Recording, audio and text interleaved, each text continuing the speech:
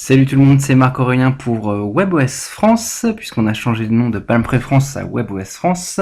Alors donc dans cette vidéo, je vais vous montrer donc l'épisode numéro 4 du Devcast Enio, dans lequel on va aborder la notion de barre d'outils. Donc les barres d'outils, c'est assez utile pour justement organiser des boutons en bas ou en haut d'une application.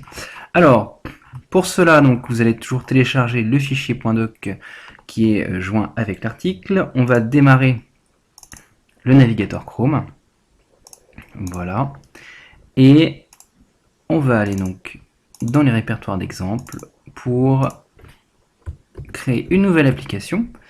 Donc je prends l'application de base et je vais appeler ça barre outils, voilà, et je vais sélectionner ce fichier là que je vais éditer dans Notepad++. Enfin, je vais sélectionner le fichier index.html et le mettre dans Chrome. Voilà. Donc là, on va pouvoir commencer à tester l'application qu'on vient de créer.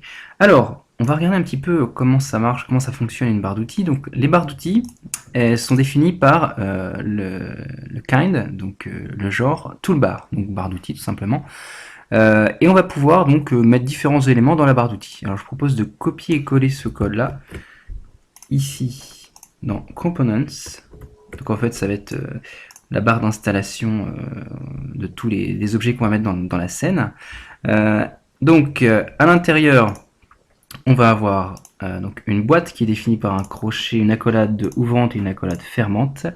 Et dans cette boîte on va mettre différents éléments donc avec des noms. Voilà, donc je sauvegarde, on va voir ce que ça donne. Ça donne quelque chose comme ceci. Voilà. Donc tous les boutons sont espacés pour que ça rende assez bien sur n'importe quelle largeur d'écran. Alors on peut rajouter d'autres boutons, tout simplement. Alors vous voyez qu'on a Spacer, donc Spacer ça va permettre tout simplement de mettre de l'espace entre chaque bouton.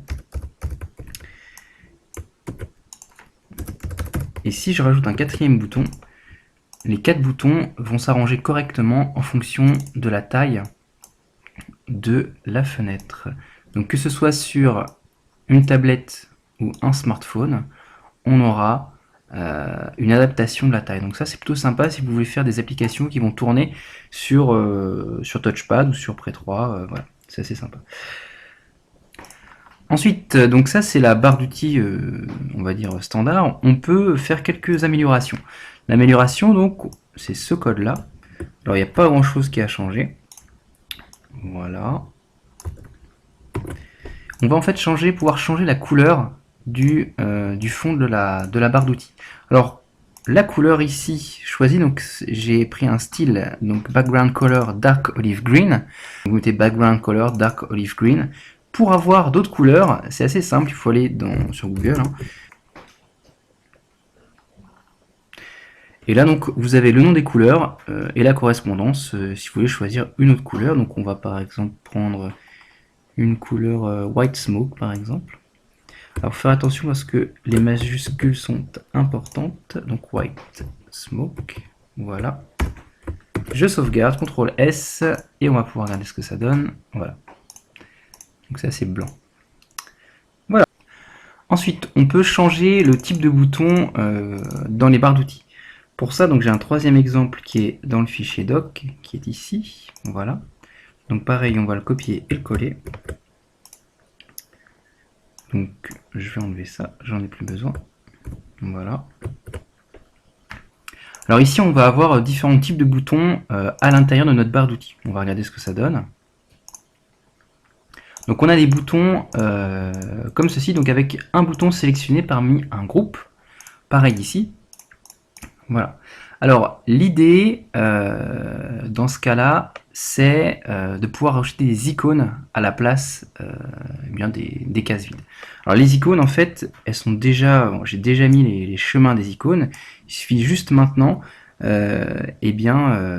d'insérer les icônes dans l'application. Alors pour ça, on va aller chercher les icônes, donc c'est dans Exemple, et on va chercher donc étoile menu étoile.png. Voilà. Donc avec ça on va pouvoir trouver donc l'icône celle-ci, celle-là, refresh new, et je crois qu'on a fait le tour. Voilà. Donc je copie, je reviens en arrière dans l'exemple de barre d'outils, et je vais créer un répertoire dans lequel je vais mettre toutes les images que je vais appeler images. Voilà, et je colle.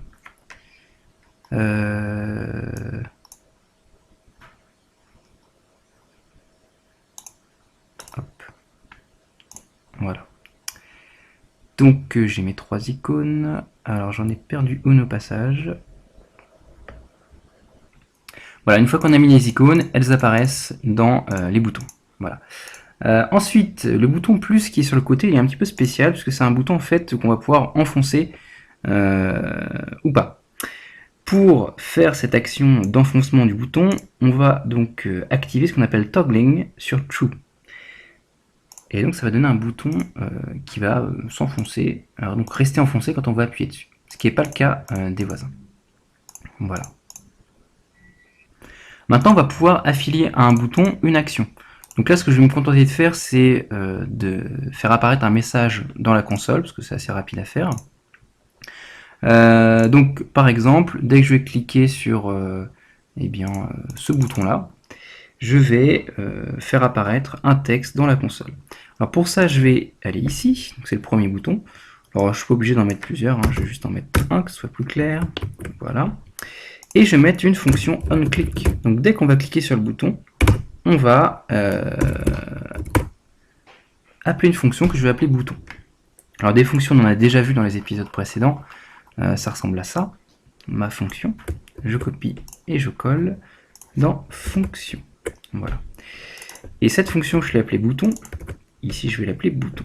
Voilà. Donc je sauve, CTRL S, et normalement, ça devrait encore marcher. Il n'y a pas de souci. Bon. Alors, il me dit qu'il n'arrive pas à trouver l'icône forward.png. Justement, je ne l'ai pas mise. Bon. Ensuite, si je veux faire apparaître un message dans la console, je vais taper console.log. Je vais dire OK. Voilà. Et quand je vais appuyer, donc je recharge, quand je vais appuyer sur ce bouton-là, dans la console qui est en bas, je vais avoir en effet OK qui va apparaître. Donc, on peut vraiment affilier un événement aux boutons qui sont dans la barre d'outils.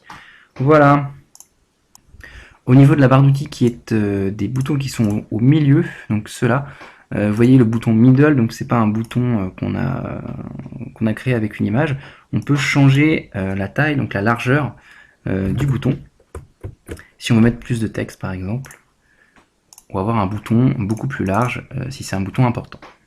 Voilà, donc c'est à peu près tout sur les barres d'outils. Donc c'est assez simple à mettre en place et ça permet en fait d'accéder aux différentes fonctions d'une application assez rapidement. Donc on peut la mettre soit en haut ou soit en bas d'une application. Le plus logique en règle générale c'est de le mettre en bas, mais après ça dépend de votre manière de coder. Voilà. Donc je vous dis à bientôt pour le prochain épisode du Devcast Enio sur WebOS France. Allez, ciao.